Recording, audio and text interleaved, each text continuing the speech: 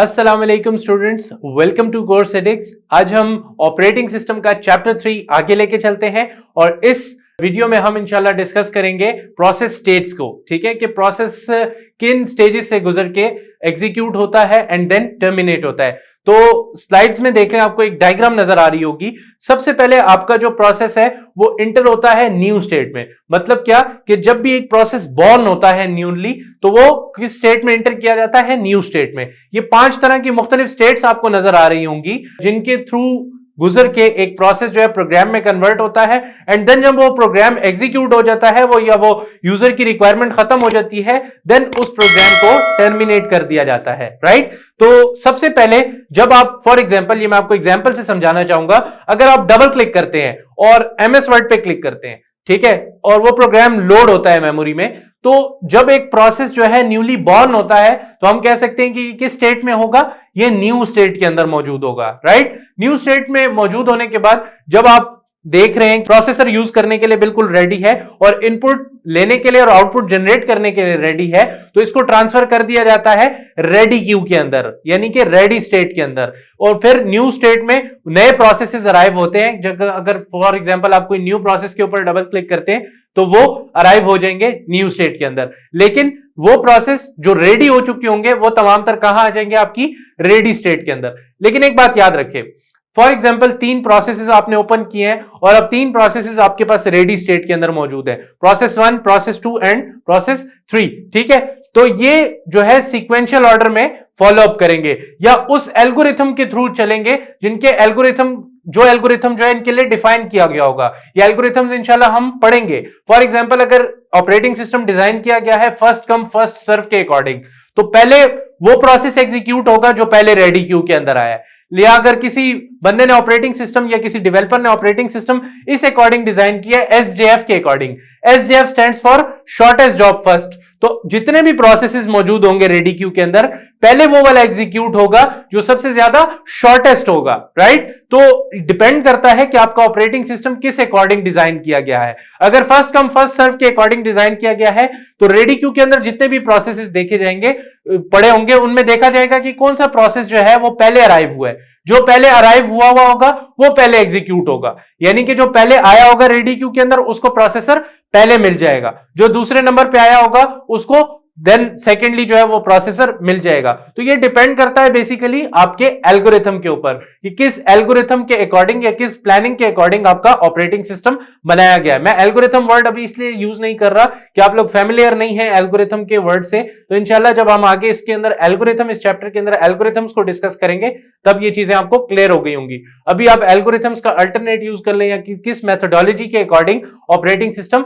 बनाया गया है, उस अकॉर्डिंग जो है आपके रेडी क्यू में तमाम तर प्रोसेसेस को डील किया जाएगा। हम अभी कंसीडर कर लेते हैं कि फर्स्ट कम फर्स्ट सर्व के अकॉर्डिंग लेट से हमारा ऑपरेटिंग सिस्टम डिजाइन किया गया है, तो जो प्रोसेसेस पहले आएंगे वो पहले प्रोसेसर उनको अलॉट होगा। तो अगर P1 है हमारे पास पहले आया, देन P2 आया, देन P3 आया, तो P1 को प्रोसेसर पहले मिलेगा। ठीक है। अब इसमें एक चीज का ख्याल रखें, देखें आपका ऑपरेटिंग सिस्टम जो है वो हर चीज का बहुत ज्यादा ख्याल रखता है। तो जो आपके कंप्यूटर के रिसोर्सेज हैं वो कुछ टाइम के लिए दिए जाते हैं और टाइम स्विचिंग की जाती है, यानी कि कॉन्टेक्स्ट को स्विच किया जाता है, जो मैं आपको पिछली क्लासेस में भी बार बार रिपीटेडली बता रहा हूं कि आपके प्रोसेसर जो प्रोसेसर है वो कॉन्टेक्स्ट स्विच करता है। इस बात का क्या मतलब है? मतलब यह है कि P1 है, वो गया प्रोसेसर के पास और प्रोसेसर उसने यूज किया, तो ऑपरेटिंग सिस्टम ने एक टाइम डिफाइन किया गया होगा जिसको हम कहते हैं कि ये टाइम स्लाइसेस हैं। फॉर एग्जांपल हम generally readable, human readable form में अगर कहें तो 1 सेकंड या 2 सेकंड, लेकिन एक्चुअल में ऐसा नहीं होता।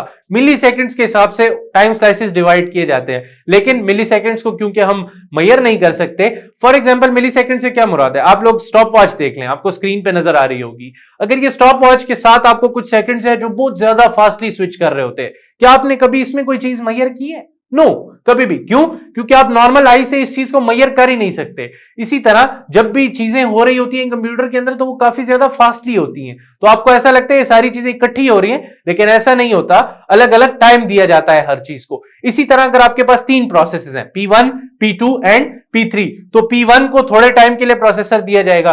ये थोड़ा टाइम का जो टाइम स्लाइस है ये डिसाइड किया जाएगा ऑपरेटिंग सिस्टम की तरफ से, राइट। यानी कि ऑपरेटिंग सिस्टम लेट से कहते हैं 1 सेकंड जो है वो P1 को मिलेगा, तो P1 जो है वो 1 सेकंड में एग्जीक्यूट होगा, देन वापस आके रेडी स्टेट में खड़ा हो जाएगा, वेट करेगा, फिर P2 जाएगा और फिर P2 एग्जीक्यूट हो गया 1 सेकंड के बाद, उसके पीछे आके खड़ा हो जाएगा, देन P3 जाएगा, देन P3 पीछे आके खड़ा हो जाएगा, फिर P1 की बारी आएगी, देन फिर P1 एग्जीक्यूट होगा, ठीक है। तो रेडी और रनिंग के दरमियान इस तरह स्विचिंग चलती रहेगी।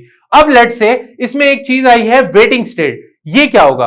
For example her process 2-2 second के लिए एग्जीक्यूट हो रहा है और P1 गया प्रोसेसर के पास, तो P1 जब प्रोसेसर के पास गया तो फॉर एग्जाम्पल उसको 1 सेकंड के बाद किसी इनपुट या आउटपुट डिवाइस की जरूरत पड़ गई, लेट से उसने प्रिंट करना है या उसको प्रिंटर की जरूरत पड़ गई या किसी ऐसी डिवाइस की जरूरत पड़ गई जिसकी वजह से उसको वेट करना पड़ रहा है, तो ऐसी सिचुएशन में उसको वेटिंग स्टेट में डाल दिया जाएगा, ठीक है। और जब वो वेटिंग उसकी खत्म हो जाएगी, उसका वो इनपुट आउटपुट डिवाइस से काम खत्म हो जाएगा। फॉर एग्जांपल आप MS वर्ड की एग्जांपल ले लें, आप A प्रेस करते हैं, राइट। जब भी आपने A प्रेस किया तब जाके आपको A स्क्रीन पे नजर आएगा। तो बेसिकली प्रोग्राम क्या कर रहा है? आपके इनपुट का इंतजार कर रहा है, ऐसा नहीं है कि बस वो खुद ब खुद लिखना शुरू कर दे। तो इस इंतजार की सिचुएशन में क्या किया जाता है, आपका ऑपरेटिंग सिस्टम उस प्रोसेस को वेटिंग स्टेट में डाल देता है, ठीक है। और वेटिंग स्टेट में डालने के बाद वो दोबारा रेडी स्टेट में चला जाता है और फिर वो रनिंग स्टेट में आता है। क्यों? क्योंकि उसका इनपुट और आउटपुट डिवाइसेस से काम खत्म हो जाता है, राइट। तो इस तरह रेडी, रनिंग और वेटिंग के दरमियान स्विचिंग चलती रहती है। अगर एक प्रोसेस बिल्कुल रेडी है तो वो रेडी में वेट करेगा, जब उसका नंबर आएगा अकॉर्डिंग टू एल्गोरिथम किसी भी मेथोडोलॉजी के थ्रू, तो वो प्रोसेसर के पास जाएगा, प्रोसेसर से एग्जीक्यूशन होगी। फॉर एग्जांपल अगर प्रोसेसिंग के टाइम के दौरान यानी कि रनिंग स्टेट में होते हुए उसको किसी इनपुट या आउटपुट डिवाइस की जरूरत पड़ गई तो उसको स्विच कर दिया जाएगा वेटिंग स्टेट के अंदर। आई होप सो ये चीज आपको क्लियर हो गई होगी, राइट। एंड देन उसके बाद आपका जो प्रोसेस है, अगर उसका टाइम खत्म हो गया और उसका काम भी खत्म हो गया, यानी कि अगर मैंने एक प्रोसेस को क्लोज कर दिया, प्रोग्राम को क्लोज कर दिया, तो उसको टर्मिनेटेड स्टेट में डाल दिया जाएगा और उसको डिस्ट्रॉय कर दिया जाएगा। क्यों? क्योंकि अब हमारा उस प्रोग्राम से कोई काम ही नहीं है, वो प्रोसेस हमने एग्जीक्यूट कर लिया, अपनी रिक्वायरमेंट पूरी कर ली। अब अगर आपने दोबारा उसको एग्जीक्यूट करना है तो आप दोबारा से वो प्रोग्राम या प्रोसेस लॉन्च कर सकते हैं। आई होप सो ये स्टेट्स आपको क्लियर हो गई होंगी। इंशाल्लाह नेक्स्ट क्लास में हम शेड्यूलिंग के क्राइटेरियाज पढ़ेंगे और शेड्यूलिंग की थोड़ी बहुत बातों को डिस्कस करेंगे। तब तक के लिए स्टे ट्यून्ड। अल्लाह हाफिज।